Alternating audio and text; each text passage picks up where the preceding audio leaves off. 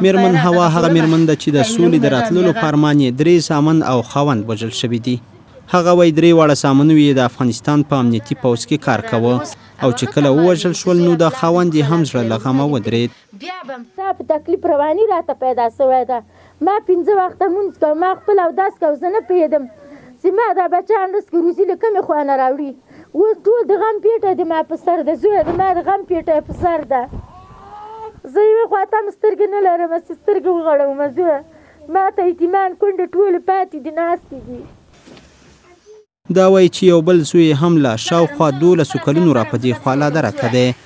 زوی مې 12 کاله کېږي چې ورک شوی ده. قدرت الله ولد کرنیل 12 کاله کېږي د کارتیناو له سرتپې نه ورک ده، تر اوسه نه درکه ده.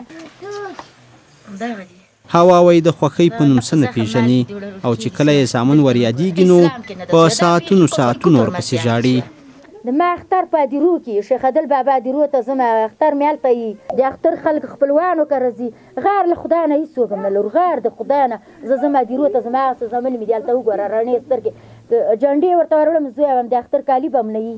دی تاسو کالي دي، زه یې وروړم ورته د اختر جنډې وړم او هلته یې ورته ځوړنده ومه.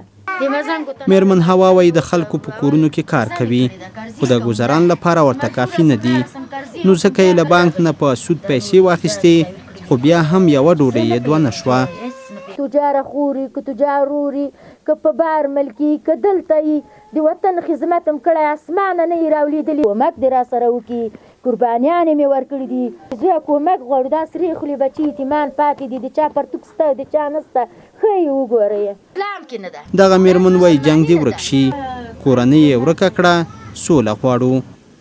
سوله خو ډېر په ژوند کې یو ژوند ده، یو ښه ژوند ده سوله.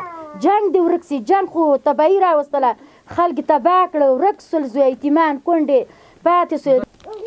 یوازې میرمن هوا نه ده چې په افغانستان کې د سولې د راتګ په خاطر د کورنۍ غړي وژل شوي دي، بلکې د دې په څیر د ګڼو نورو میندو هم زامن او د کورنۍ غړي وژل شوي دي. خو دا چې سوله به کله راځي وخت به ورته ځواب ووایي. ابراهیم صافی، ازادي راډیو، کابل.